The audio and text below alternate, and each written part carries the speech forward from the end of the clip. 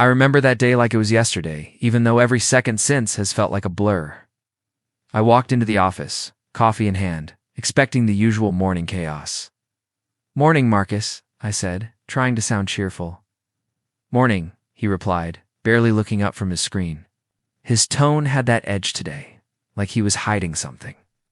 I shrugged it off. "Elena's around?" I asked, scanning the room. "She left early," Marcus said casually, feeling sick. He smirked, and I froze for a second. Did he just... Smirk. I told myself I was overthinking it. I always did. I laughed nervously. "Hope she's okay. She should call her," Marcus said. "You're here, you didn't see her." He leaned back, smirk still on his face. "I'm just saying you care, don't you?" I felt a twitch in my chest. Of course I cared. I always cared. But why did his words sting so much? Later that night, I was scrolling aimlessly on my phone, trying to distract myself with stupid memes when I saw it. A photo. Elena and Marcus, smiling together, arms wrapped around each other. My stomach dropped. I stared at it for what felt like hours. "No, no, no, no," I whispered to myself. My hands were shaking. "This can't be real," called. Her immediately, "Elena. What's this?" "Calm down. What are you talking about?" Her voice sounded too calm. "This photo? You and Marcus? Explain." I was shouting now, every word jagged with hurt. She sighed, almost annoyed. It's not what it looks like." "Not what it looks like? Then what is it? Just a hug? Just a joke?" I could hear my own pulse. My chest ached like someone was crushing it. "Please, don't jump to conclusions," she said softly. Softly. I laughed bitterly. Softly. "Elena, I trusted you. I trusted you both." Marcus appeared behind her in the video call. That same smug look on his face. "Hey man, calm down. It's complicated." "Complicated? You call cheating my girlfriend complicated?" I slammed my hand on the table. "I trusted you, Marcus. We were supposed to be brothers." He shrugged. "People change, man. You should know that by now." "Change? Is that what you call it?" I shouted, my throat tight.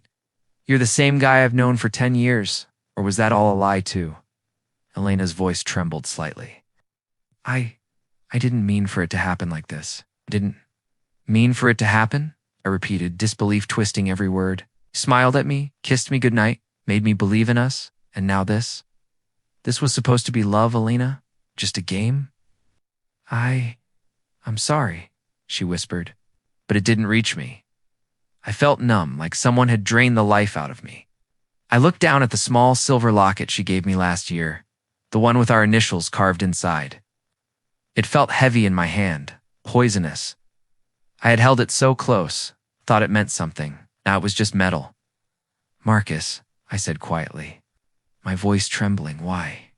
He looked at me with mock sympathy. Why what? Life happens, people. Make choices. Choices." I laughed bitterly. "You call destroying someone's life a choice?"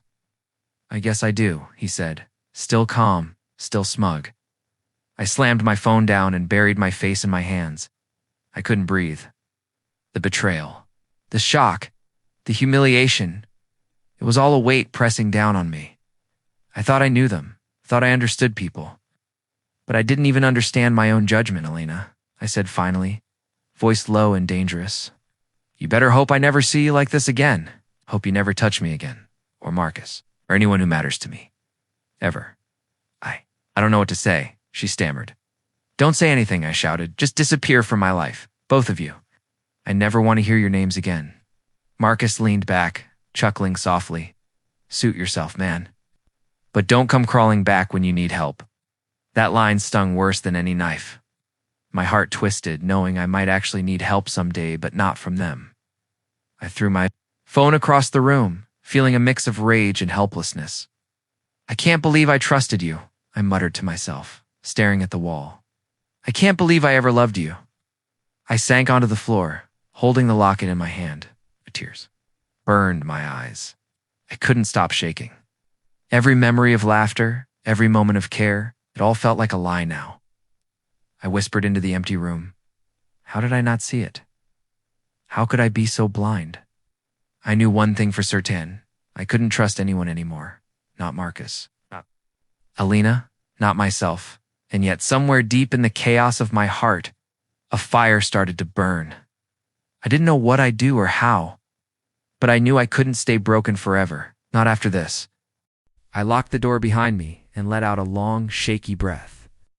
The apartment smelled the same, stale and familiar, but it felt like a stranger's place now, and dropped my keys on the table and sat on the couch, head in my hands. Own heartbeat, loud and uneven. A knock on the door made me startle. "Who is it?" I called. "It's Sophie." From 3B, a soft voice replied. "I saw the lights. Thought I'd check if you're okay." I hesitated. "I'm fine. You don't sound fine."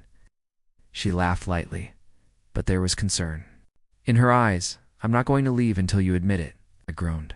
"What do you want, Sophie?" "I'm dealing with stuff." "You can talk to me," she said gently. "Sometimes telling someone helps, even if it's just one person." I shook my head. "I can't. Not anymore. People lie. People betray. You wouldn't understand." "I don't know about that," she said. "Try me." I stared at her for a moment. She was persistent, not pushy. "It's complicated. Friends, a girl, someone I trusted. Everything's gone." Sophie nodded slowly. "Sounds rough. Want company? Or do you want space?" "Space," I muttered, but inside, I was grateful she didn't push. Later, my phone buzzed. It was Daniel, my old colleague. "Hey, haven't seen you at work. Everything okay?" I frowned at the screen. "Why do you care?" I typed back. "Because you're still alive, aren't you?" He replied instantly. I laughed bitterly. "Alive? Yeah, barely. You need to step out," he said. "Don't. Let them whatever happened define you." I put the phone down and ran my hands through my hair. Define me? They already had. Marcus, Alina. They got under my skin like no one ever had. I heard Sophie knocking again. "Seriously, let me in. You can't just sit in the dark talking to your phone all night." I opened the door. "Fine, 1 minute." She smiled softly. "Good now. Tell me what happened." "Quick version," I sighed. "Alina, Marcus. Betrayal. I saw it all. Phone, pictures, everything." She flinched. "I'm so sorry. That's awful." "Awful doesn't cover it," I muttered. "I feel like I'm made of glass, and they smashed me into a million pieces." Sophie's eyes softened. "You're not broken. You're just realizing who they really are." "Realizing doesn't help," I snapped. "I loved them, trusted them, and now I can't even look at that locket she gave me without feeling sick." "You don't have to," she said calmly. "Throw it away. Burn it or keep it. Whatever you need. But don't let it control you." I thought about that. She had a point. Maybe letting it sit there, reminding me of pain, was pointless. Sophie leaned in slightly. "Revenge isn't always about public exposure. Sometimes it's about living better than them, letting them realize their mistakes without you doing anything." I frowned. "Living better. I don't know if I can." "You can. Just need a plan, focus, something to rebuild yourself." Her words hit harder than I expected. I realized I'd been drifting in anger, doing nothing. Maybe she was right. Maybe it was time to stop being a victim. Later, I called Daniel again. "Hey, about that plan you mentioned before." He laughed softly. "Finally. Took you long enough. I've got ideas. You want to hear them?" "Yeah," I admitted. I want to start. Subtle, careful, nothing reckless." "Good. You'll need patience," he said. "Think they're untouchable. That's their weakness. Use it." I nodded even though he couldn't see me. Patience, right? I'll watch, wait, and act at the right time, quietly, carefully. After the call, I sat on the balcony, staring at the city lights. Marcus and Alina, smiling publicly, laughing at a party I wasn't invited to. Perfect lives on social media, hiding cracks I already knew were there. I clenched my fists. "I won't get away with this," I whispered. "Not forever, Karma. It's coming. Sophie's words echoed in my head. Live better. Let them see. I realized I didn't need to shout to explode to make them suffer. I just needed to become someone they couldn't ignore, someone stronger, someone untouchable. The night was silent, except for the distant hum of traffic. I took a deep breath and looked down at the streets below. Time to stop hiding. Whispered to myself. Time to take control. And for the first time since that betrayal, I felt something I hadn't in days. A spark of purpose. I didn't know exactly what I'd do next, but I knew my life wasn't over. Not yet. And if they thought they could break me forever, they were wrong. I walked into the office building that morning with a calm I didn't feel inside. Every step echoed in the empty lobby, but I kept my face neutral. Marcus and Elena didn't know I was back, not fully, and I planned to keep it that way. Back. Already? Marcus called from the elevator lobby, feigning surprise. I smiled faintly. Yeah, thought I'd check in. You sure you're okay? Elena asked, walking beside him, her voice soft but dripping curiosity. Never better, he said, and I could see them both pause. They expected weakness. They wouldn't get it. Later, I met Liam at a cafe near my apartment. He slid a laptop. Across the table, ready? He asked. I'm ready, I said, leaning over the screen. You'll like this? Marcus has been cutting corners, dodging audits, and, well, leaving a lot of breadcrumbs. Liam's eyes gleamed. I've tracked payments, email chains, everything. I swallowed. All legal. Not exactly, Liam said. Mostly. Just unethical, but we can make it public, subtly. Let him slip. I nodded. Subtle, patient. That's the key. Back at work, I observed Marcus and Elena carefully. Karis was in a meeting, arrogantly pitching a new client project. He laughed. Too loudly, gesturing as if he was untouchable. Elena sat beside him, nodding, smiling. But I noticed the flicker of stress in her eyes when the client asked for details she didn't know. After the meeting, I passed by their office. Marcus, I said casually, have you seen the latest report from finance? He glanced up, smug. Of course. Why, you don't trust me? I'm just making sure everything's in order, I said, letting my voice stay calm. You know, double-checking numbers? He chuckled. Numbers don't lie. I do. I smiled faintly, walking away. That little comment would come back. To bite him? I knew it. Later, Liam called. You need to be ready. Emails I've flagged. One wrong move, Marcus could implode. Good, I said, sipping my coffee. He deserves it. I like that spark in you, Liam said. It's subtle, but strong. Just don't get reckless. I leaned back, thinking about Elena. She approached me quietly in the break room. I need your help with a project, she said, trying to appear casual. I raised an eyebrow. Help from me? Yes, I thought you were good with numbers. I could use your expertise. My chest tightened. Did she really think I'd forget everything? Did she not see the fire in my eyes? I'll consider it, I said slowly, leaving her unsure. Priceless. That afternoon, I watched Marcus handle a client call. He fumbled, forgetting details Liam had uncovered. Small cracks, but the foundation was shifting. Later, my colleague Sarah approached me. Hey, I noticed Marcus missed a deadline again. Are you noticing this too? I smiled faintly. I have. Interesting pattern, isn't it? It is. Makes you wonder how he stays so confident, she said, shrugging. I nodded. Confidence can be a mask. Some masks slip. That night, Liam and I went over the latest updates. The reports are piling up. Marcus is slipping, Liam said, excitement barely contained. I can see it, I said. He thinks he's untouchable. That's his weakness. You're good at this, Liam said, watching them, waiting, planning. Patience pays, I murmured. The next morning I passed Elena in the hallway. Did you manage the project? I asked casually. Yes. But I could use your input, she said nervously. I paused. We'll see, I said. Letting her squirm felt satisfying, but I kept my tone neutral. I didn't need her fear to be loud, just enough for her to know I wasn't the same person. She had left behind Marcus called a meeting that afternoon. He looked confident, but I noticed the subtle tension in his posture. I smiled internally. He didn't realize how much he was unraveling already. Afterward, Liam texted, "Client noticed discrepancies. Marcus in trouble." I felt a surge of satisfaction.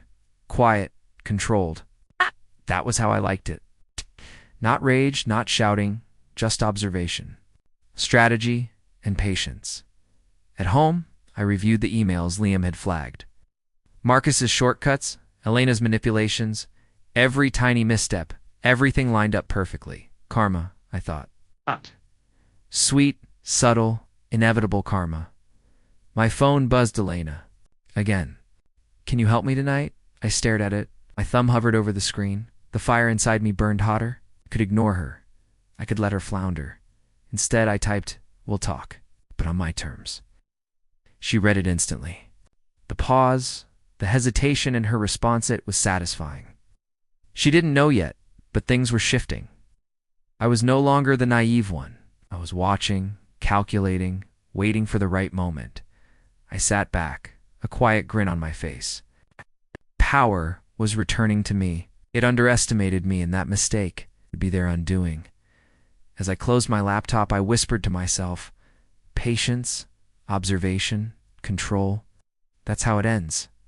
The tables had turned. I walked into the conference room where Marcus was giving his presentation. The room buzzed with clients and colleagues, but I felt calm, colder than I ever had. "Marcus, can I speak with you privately?" I asked, keeping my voice neutral. He looked at me, smirk fading slightly. "Sure, what about?" "It's just a few details," I said, glancing at the reports Liam had prepared. "I think you'll want to see this before the meeting continues." His face changed, confusion, then panic. "Wait, these numbers, these emails." I nodded. Everything lines up. The shortcuts, the missed audits, the clients not billed correctly. "It's all here," Marcus stammered. I can explain." "No." "Marcus," I said, voice firm, "you need to face this. The clients deserve honesty, and you deserve accountability." Elena appeared at the doorway, whispering, "Please, you don't have to do this here." "I'm doing this," I said calmly. "Here, publicly. People will see the truth," she faltered. "But we can fix this." "I can stop," I interrupted. "No more lies, Elena. No more manipulation. You both made your choices." A client raised their hand. "Is this true?" Their eyes were sharp, accusing. Marcus tried to regain composure. "It's complicated." I shook my head. "Complicated doesn't excuse betrayal. You've been caught, and now you face the consequences." Elena's face paled. I didn't know it would. "I never wanted to hide it," I said softly. "Every lie, every manipulation, every false smile, it was all for yourself. You underestimated me, and now look." Ow. I watched as Marcus's confident mask crumbled. He muttered, "Apologies, trying to salvage something, anything," but it was too late. Later, Liam and I sat at a cafe. "That was perfect," he said. "Subtle, strategic, total impact." I smiled faintly. It had to be. No shouting, no revenge for show. Just truth, exposure, consequences. "Feels good, doesn't it?" Liam asked. "It does," I admitted. "But not just that. I'm not the same person who got betrayed. I've changed," Sophie called that evening. "How did it go?" "Better than I imagined," I said. "They're exposed. Elena's humiliated. Marcus is crumbling." "And you?" she asked softly. "How do you feel?" I paused, staring at the city lights. Strong, in control. Not just of them, but of myself. Sophie smiled. "That's what I hoped for you. You deserve peace." Daniel joined the conversation. Later via call, "Looks like justice is served." Quietly, efficiently. "Exactly," I said. No chaos, no yelling, just balance restored. Elena reached out afterward, hesitant. "Can you help me, please?" I looked at her message and thought of all the lies, all the betrayal. I could help, yes, but only on my terms. I typed back, maybe, but I'll decide how and when, not you. She read it instantly. I could almost feel her frustration through the screen. Good. Let her understand control isn't hers anymore. Sitting back, I realized how much I'd grown. I had faced heartbreak, betrayal, and humiliation, yet I wasn't crushed. I had acted carefully, watched patiently, and let consequences unfold naturally. The fire of revenge had cooled into quiet satisfaction. I wasn't defined by anger anymore. I was defined by strength, by resilience, by my ability to rise above. I looked at Liam, Sophie, and Daniel in my mind, each a reminder that support and strategy matter, allies matter, timing matters, and patience pays. For the first time in months, I felt calm. Free, whole. Marcus and Elena's world had shifted, but mine had been rebuilt, and yet in the quiet of the night, I knew the consequences of betrayal never completely vanish. Shadows linger, memories echo, doubts whisper. But I also knew this: I would never be powerless again. I smiled, a slow, steady grin. They thought they could break me, I whispered to myself. They were wrong. The night felt endless, but I didn't fear it. I had faced the storm, and I had won not just against them, but against the part of me that doubted, that feared, that hurt. Karma had served cold, precise, and fair, and I had survived it.